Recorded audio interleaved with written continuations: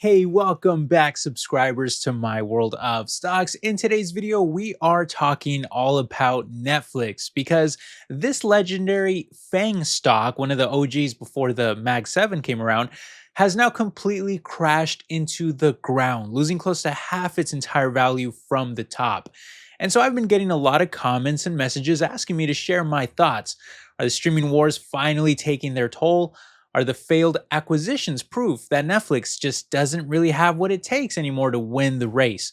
Or is this going to really turn out to be one of the best buy the dip opportunities that we may ever get on a legendary disruptor? Well, I'm going to break all of this down for you in today's video, and you'll want to stick around till the end because I'm even going to grade the stock from strong buy all the way down to strong sell. So you won't want to miss it. All of that and more coming up. Let's jump into it.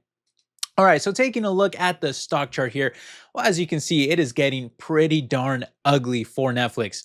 Now, the interesting thing is that they actually did a 10-for-1 stock split in November of last year after riding an incredibly strong rally post-pandemic, which usually causes a stock to perform even better when you lower the share price for retail investors. But unfortunately, the exact opposite has happened for Netflix, where they've now lost close to half their entire value from the highs. So, why is the stock tanking? Well, a massive part of it really comes down to the rough patch that they've been going through of deal making and a string of bad news altogether. See, recently Netflix saw disappointing quarterly results on both the top and bottom lines. Their forward guidance was weaker than expected, and the founder, Reed Hastings, even exited the boardroom altogether, which really spooked investors. But the biggest headline grabbers have really been their failed acquisitions more recently. Now, see, back in October, Netflix put a roughly $83 billion offer on the table to buy Warner Brothers Discovery, which they really thought that they had in the bag, many people included. But after that, Paramount Skydance swooped in with a series of escalating bids to buy the whole company for roughly $111 billion, which they ultimately won at that price. That really dealt a giant blow to Netflix, who ultimately missed a great opportunity, at least in my opinion, to get their hands on HBO Max, the DC Universe, and a massive legacy content library, which many would argue that they desperately needed, as Netflix has always had to resort to either licensing the majority of their content or paying gigantic amounts of money to create it themselves. And I'm not saying that that's necessarily a bad thing. I actually do think that Netflix does a pretty good job of creating content, which they 100% should continue to do. But the issue is that all of these other legacy giants already hold some of the most popular brands and IPs in the world. And that gives them a substantial head start, in my opinion, and just making it overall a bit harder for Netflix to compete with them. And to make things worse, the losses didn't even stop there, as Netflix also aggressively pursued Roku, but were unfortunately outbid yet again, this time by Fox, who scooped up the streaming platform for $22 billion. Now, this one is especially ironic because Roku had actually been spun out from Netflix way back in 2008.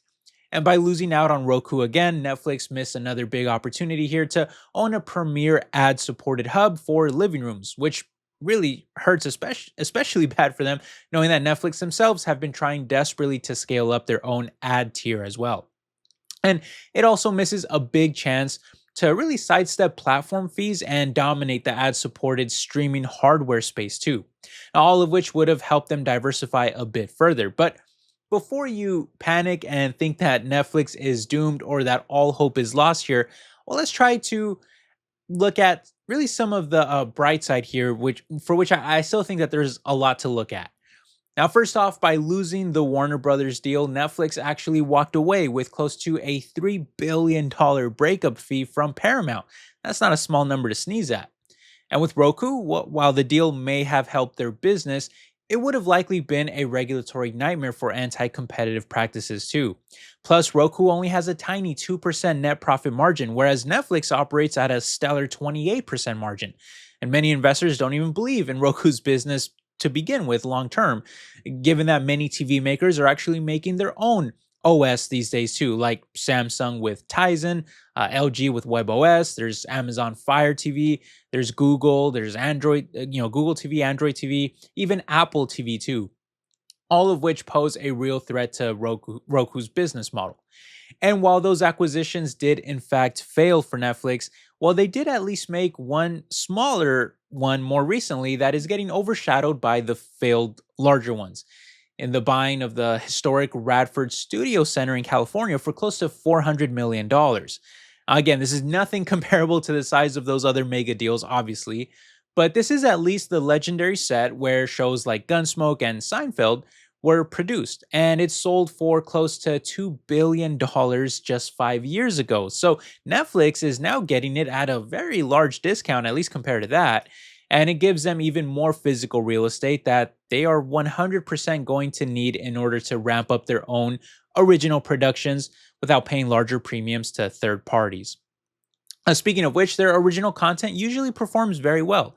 In fact, their recent release of K-pop Demon Hunters already racked up over 325 million views, making it their most watched movie of all time on the platform. That's pretty crazy.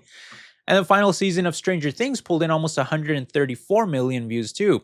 And when you compare subscriber counts, well, Netflix is still the undisputed king with over 325 million subs, beating out Amazon, Disney, HBO Max, Paramount, Peacock, and more, sometimes by like double or even triple the counts. However, this is really where I see the biggest issue with Netflix, that the competition is getting really fierce out there. And at their already monumental size, it is very likely that their crazy hyper growth phase will naturally, at least eventually, have to slow down. And that's clearly evident in what analysts are projecting over the coming years in terms of their annual revenue growth rates.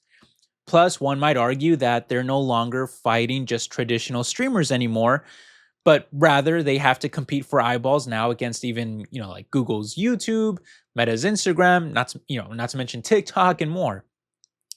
But because the stock has dropped by so much, the valuation has suddenly become a lot more attractive, with a PEG ratio that actually sits about 18% lower than the sector median. That's thanks in large part to all of the room that they still have for expansion on the bottom line too, as they become more efficient and profitable over time, especially by producing their own content and creating better synergies in-house. So with all of that in mind, what would my final grade be on Netflix stock today after such a massive drop in price? Well, I do have a couple thoughts on this before I give it a final grading, but let me just kind of quickly summarize here. So I would say that this whole saga of failed acquisitions proves exactly what I've been telling you guys for years, that when it comes to streaming, content is king. And the companies that hold the largest and most popular brands and IP with diversified businesses to fund even more expansion are likely going to be the better performers over the very long term if we're looking out into the distant future. Plus, the streaming wars have evolved, and there's no denying that. It's not just about movies and TV anymore. It's also about really ecosystem dominance and even live events. Just look at the behemoths like Disney. They have Marvel, Star Wars, Pixar, and even ESPN for sports. Amazon has endless cash and a gigantic Prime subscriber base that helped fuel the acquisition of MGM and even lucrative partnerships with the NBA, the NFL, and more. Google dominates user-generated content with YouTube, and I still think that that's really the premier place for streaming. I think if you actually look at view counts in raw totals, YouTube dominates everybody. And now even platforms like Paramount and Peacock are becoming bigger threats too by aggressively expanding into various areas, including premium live sports, scooping up multi-billion-dollar rights deals for the UFC, the NBA, and even the FIFA World Cup. Now, to their credit, Netflix isn't taking this line down. They've been making their own aggressive push by securing rights to live MMA, boxing, hosting large podcasts, and even laying some of the groundwork for a bigger push into video games too, especially on mobile and with cloud-first capabilities on TV. But because of that intense arms race, I still believe that the absolute safest bets in the space are the giants who already own massive IP and have endless diversified cash flow to fund it. And it's why I own Disney stock, Amazon stock, Google stock, and more in my own portfolio. I even have Apple stock. I mean, I've got several. However, if I didn't already have so much exposure to the streaming industry, or if I was looking for a pure play market leader specifically for this, then I would actually consider Netflix at these levels. I wouldn't go all the way to call it a strong buy, but I would agree that it is overall probably a buy here at these levels at its current valuation after such a massive drop. And most analysts would agree with me, by the way, as out of the 50 professionals that are covering the stock, well, on average, they predict that it's actually going to rise by over 50% in the coming year, which is not a huge stretch for a good rebound play here. I think it definitely has that potential. A 50% haircut has washed out all of the crazy premium pricing, leaving now a dominant global leader with big scale, big cash flow, and a heavily discounted PEG ratio too, which I'm sure for many is the perfect dip that they've been waiting for on this giant. But hey, we'll see what happens, and I'll be sure to keep you guys updated down the road. I'm sure it's going to be a volatile ride, and we'll have more to talk about it along the way. But hey, in the meantime, I'd love to hear your own thoughts down below in the comments. Are you buying the Netflix crash? Why or why not? Do you already own it? Is it a stock that you're just not interested in? I'd love to hear your thoughts down below. Let me know. And either way, I hope you enjoyed the video. I've got more content coming for you soon, so make sure you're subscribed. I'll catch you guys in the next one. All right, take care, my friends. Hope you're all doing well. Bye-bye.